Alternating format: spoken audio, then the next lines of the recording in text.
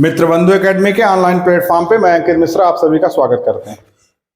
आज हम लोग कक्षा 12वीं विषय भौतिकी के लेक्चर नंबर 6 में चलेंगे। 6वें लेक्चर में हम लोग अपने पिछले सिलेबस को आगे बढ़ाएंगे। पिछले क्लास में हम लोगों ने कूलाम के नियम के बारे में पढ़ा था। आज उसी के आगे के पॉइंट पे चर्चा करेंगे। आज का हमारा टॉपिक होगा कूलाम नियम का सदिश रूप। आइए हेडिंग बनाते हैं।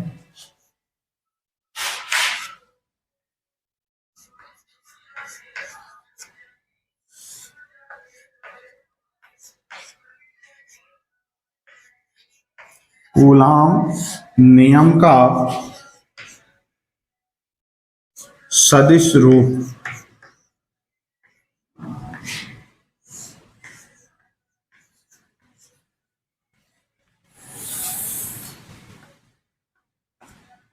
देखिए, सबसे पहले हम लोगों ने पढ़ा था पिछली क्लास में कि कूलाम का नियम क्या कहता था। कूलाम का नियम हमें सजातीय आवेशों के मध्य प्रतिकर्षण बल और विजातीय आवेशों के मध्य आकर्षण बल लगता है। यही बताने के लिए कूलाम ने नियम का प्रतिपादन किया था, जिन्हें कूलाम के नियम के नाम से जाना गया। कूलाम का नियम कहता था किन्हीं दो स्थिर बिंदु आवेशों के मध्य लगने वाला आकर्षण या प्रतिकर्षण बल का मान उन दोनों बिंदु आवेशों के गुणनफल के अनुक्रमानुपाती तथा उनके बीच की दूरी के वर्ग के व्युत्क्रमानुपाती होता है। ये हम अपने पिछले वीडियो में पढ़ा चुके हैं। आप लोग पिछले वीडियो में जाइएगा, देखिएगा। उसके आगे आज की क्लास को हम शुरू करेंगे। कूलाम का नियम हम आप लोगों को बताए थे कि बिंदु आवेशों के लिए सत्य है, तो मतलब किन्हीं दो बिंदुओं के बीच कूलाम नियम लगता है। हम सबसे पहले इसमें दो स्थिर बिंदु बनाते हैं और वहां पे क्या रखते हैं, स्थिर बिंदु आवेशों आवेश रख लेते हैं। जो पहला बिंदु है, पहला बिंदु आवेश Q1 और दूसरे बिंदु आवेश को Q2 नाम दे देते हैं। ठीक है ना। अब Q1 Q2 पर बल आरोपित करेगा, ठीक उतना ही बल Q2 भी Q1 पर आरोपित करेगा।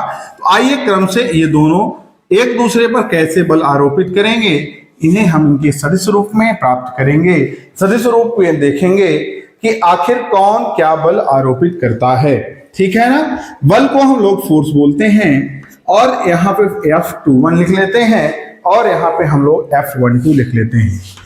दोनों एक दूसरे के विपरीत बल लगाएंगे।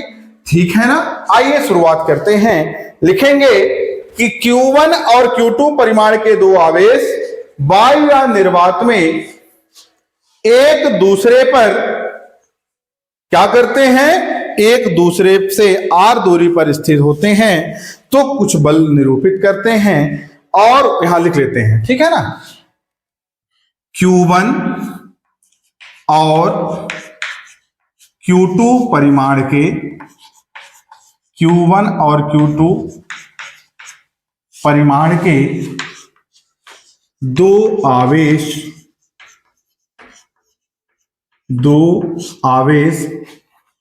एक दूसरे से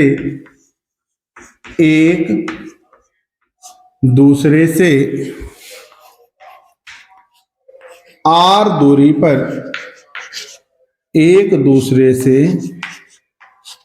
दूरी पर स्थित है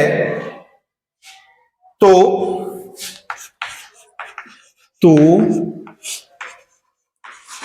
इनके मध्य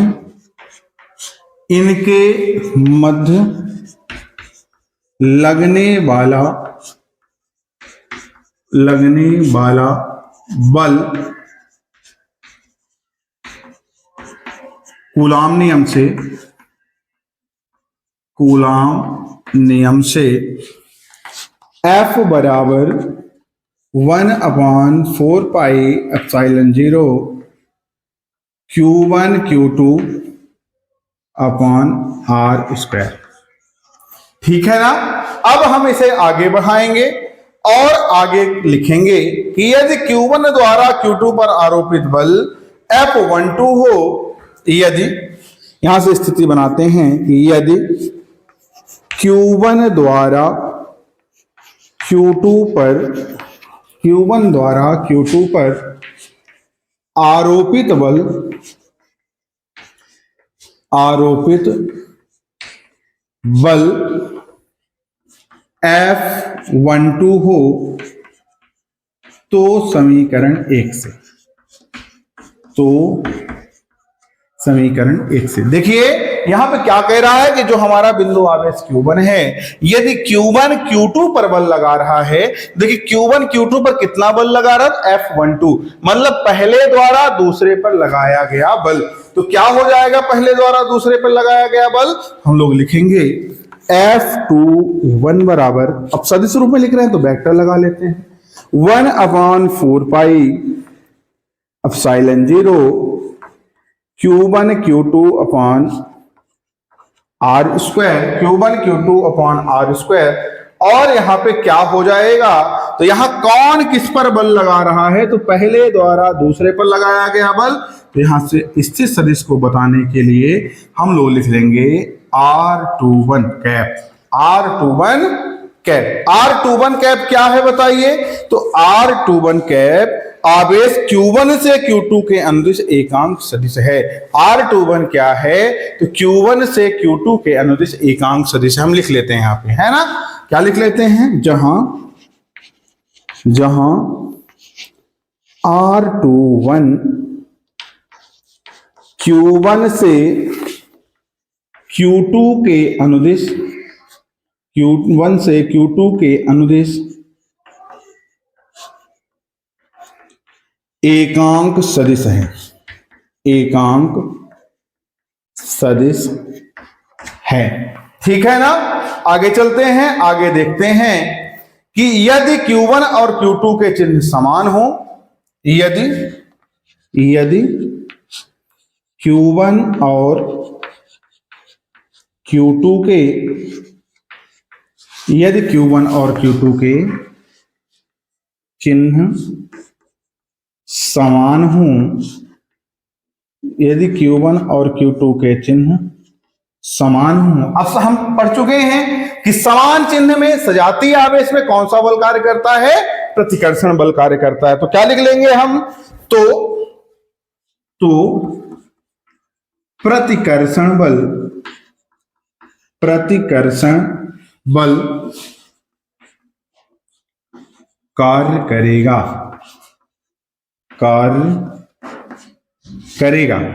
ठीक है ना। आगे चलते हैं और देखते हैं कि यदि Q2 द्वारा Q1 के अनुदिश बल लगाया जाएगा तो क्या होगा, या कि ऐसा लिखें कि यदि Q1 Q2 के चिन्ह विपरीत हो तो क्या होगा। यहां से लिख लेते हैं, इसी को पहला नंबर डाले थे, इसको दूसरा नंबर डाल लिख लेते हैं, यदि Q1 और Q2 के चिन्ह विपरीत हों तो आकर्षण बल कार्य करेगा, ठीक है ना। यहां पे हम लिख लेंगे, क्या लिख लेंगे बताइए, इसी प्रकार, यहां से लिख लेते हैं, इसी प्रकार Q2 द्वारा, देखिए यहां पे हम क्या लिखे, Q1 द्वारा, यहां पे क्या लिख रहे हैं, Q2 द्वारा Q1 पर आरोपित बल, Q2 द्वारा Q1 पर आरोपित बल F12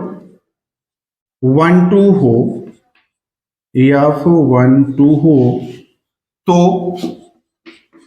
समीकरण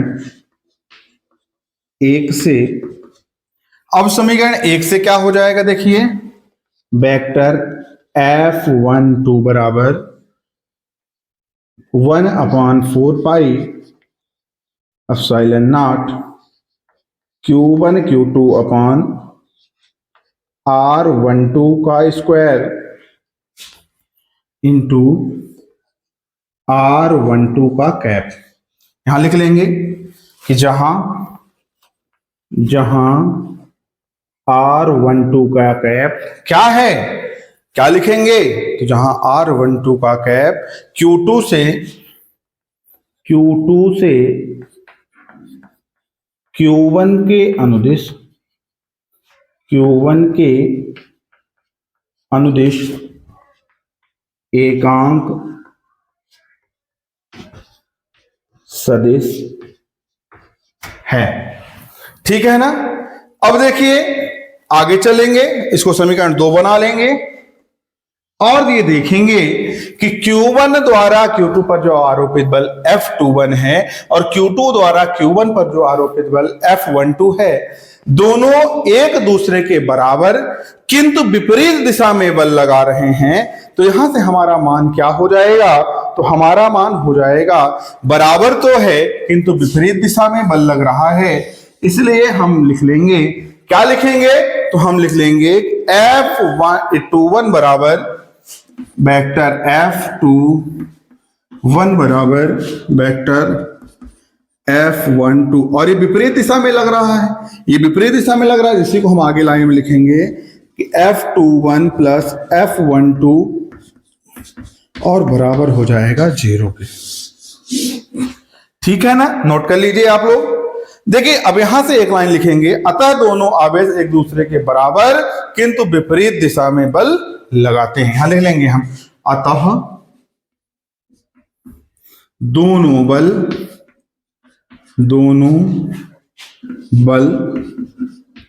बराबर किंतु एक दूसरे के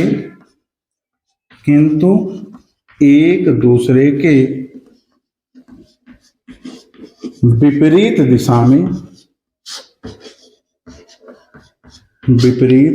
में बल लगाते हैं। ठीक है ना। अब आइए हम आगे चलेंगे और कूलाम के नियम की जो सीमाएं हैं, कूलाम के नियम का जो महत्व है उसके बारे में पढ़ेंगे। आप लोगों को केवल इसमें इतना ध्यान रखना है कि कूलाम का जो नियम है वो बिंदु आवेशों पर लागू होता है। कितने दो आवेश, दो स्थिर बिंदु आवेश, दोनों आवेश जैसे Q1 Q2 पर जितना बल लगाया तो क्या मान है F21 दिए, उसी प्रकार Q2 भी Q1 पर बल लगा रहा है, उस बल का नाम F12 है। ये दोनों एक, ये बल और ये बल एक दोनों क्या है, बराबर मान के हैं किंतु एक दूसरे के विपरीत दिशा में कार्य कर रहे हैं, अर्थात इनका जो योग होगा वो इस प्रकार का होगा। ठीक है ना। यहाँ पे माइनस विपरीत दिशा को बताने के लिए लगाया गया है और इधर पक्षांतरण कर दिए तो इस रूप में मान प्राप्त हो रहा है। ठीक है ना। आइए आगे बढ़ाते हैं क्लास को और हम लोग देखते हैं कूलाम के नियम की सीमाएं क्या है। ठीक है, चलिए।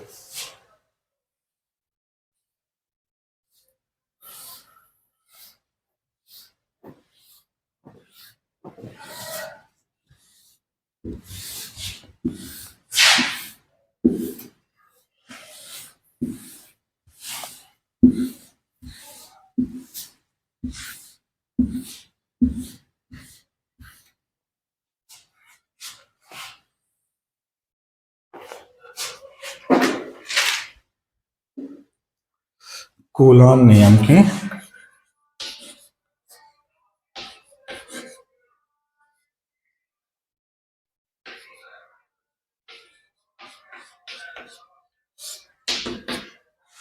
ठीक है। देखिए कूलाम के नियम की जो सीमाएं हैं वो क्या क्या कहती हैं। तो पहली सीमा लिख लेते हैं, यह बिंदु आवेशों के लिए, यह बिंदु आवेशों के लिए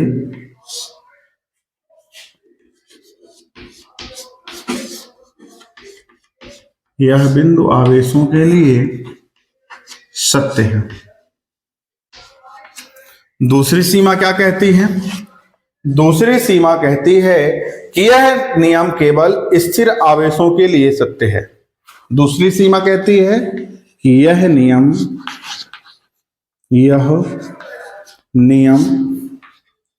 केवल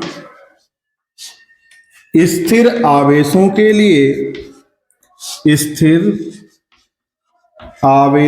लिए स्थिर आवेशों के लिए सत्य है। अगली सीमा क्या कहती है? तीसरी सीमा हमारी कहती है कि यह नियम अधिक दूरी तथा 10⁻⁻15 मीटर से कम दूरी के लिए सत्य नहीं है। यह नियम अधिक दूरी, यह नियम अधिक दूरी तथा 10⁻⁻15 मीटर से कम दूरी के लिए सत्य नहीं है, सत्य नहीं है। ठीक है ना? आप सभी लोग नोट कर लीजिए। अब इसके बाद हम लोग पढ़ लेते हैं कि कूलाम नियम का महत्व। ठीक है, आइए आप लोग सीमाएं नोट कर लिए होंगे। हम आपको व्यंजक टाइम पे ये चीज समझाए हैं। क्या समझाए थे? यह बिंदु आवेश, कूलाम का नियम बिंदु आवेशों के लिए लागू ही होता है। हम लोग नियम ही पढ़ते हैं किन्हीं दो स्थिर बिंदु आवेशों के। तो जो आवेश होंगे वो कैसे होंगे? स्थिर आवेश होंगे। क्लियर है ना? तो जो बिंदु आवेश के लिए सत्य है, स्थिर आवेशों के लिए सत्य है, और ये अधिक दूरी या 10⁻⁻15 मीटर से कम दूरियों के लिए सत्य नहीं है। ठीक है ना? आगे चलते हैं, आगे देखते हैं कि आगे हमारा प्रश्न क्या कहता है। तो आगे हमारा कहता है कूलाम नियम का महत्व। आइए नोट कर लेते हैं महत्व।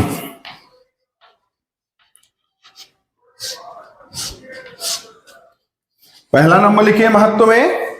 पहला है यह प्रयोगों के आधार पर प्राप्त हुआ है, अतः यह एक प्रायोगिक नियम है। यहां लिख लेते हैं यह प्रयोगों द्वारा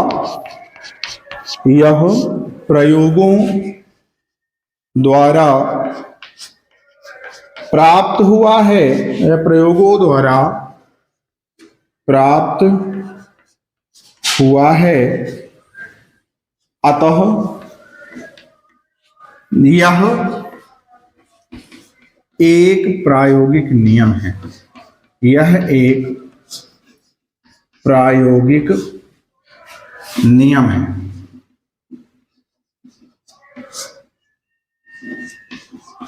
दूसरा महत्व क्या कहता है? तो दूसरा महत्व हमारा कहता है कि दो बिंदु आवेशों के बीच लगने वाले बल पर उनके पास स्थित अन्य आवेशों की उपस्थिति का कोई प्रभाव नहीं पड़ता। दो बिंदु आवेशों के मध्य, दो बिंदु आवेशों के मध्य लगने वाले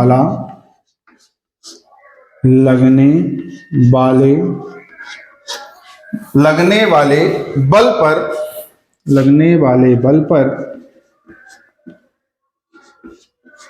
उनके पास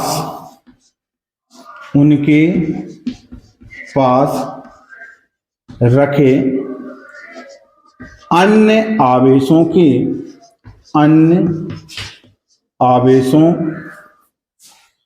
की उपस्थिति का कोई प्रभाव नहीं पड़ता। कोई प्रभाव नहीं पड़ता।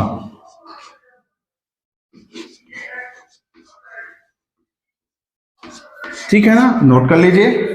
आज के इस क्लास में एक आगे क्वेश्चन पढ़ेंगे, उसके बाद आज की क्लास खत्म करेंगे। देखिए, नोट कर लीजिए पहले सब लोग, फिर आगे चलें। एक आगे क्वेश्चन पढ़ लेते हैं। क्या कहता है क्वेश्चन? मिटाएं? चलिए देखिए।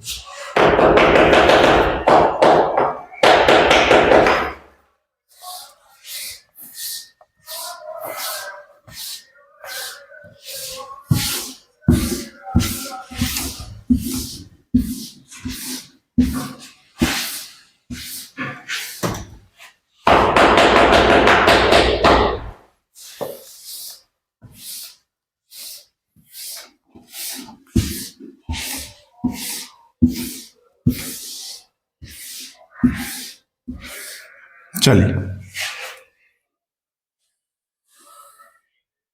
एक आगे क्वेश्चन पढ़ते हैं, नोट करिए सब लोग क्वेश्चन। प्रश्न कहता है 3 माइक्रो कूलाम के 2 आवेश वायु में एक दूसरे से, देखिए 3 माइक्रो कूलाम के 2 आवेश, माइक्रो कूलाम के 2 आवेश एक दूसरे से 0.15 मीटर की 0.15 मीटर की दूरी पर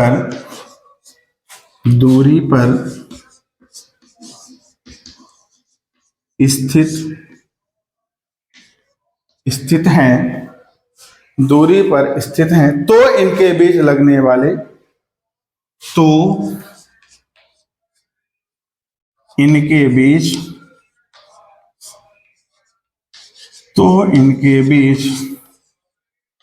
लगने वाले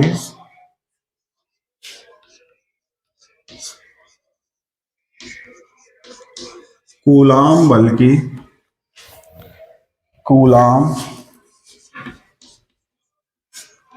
की गणना कीजिए।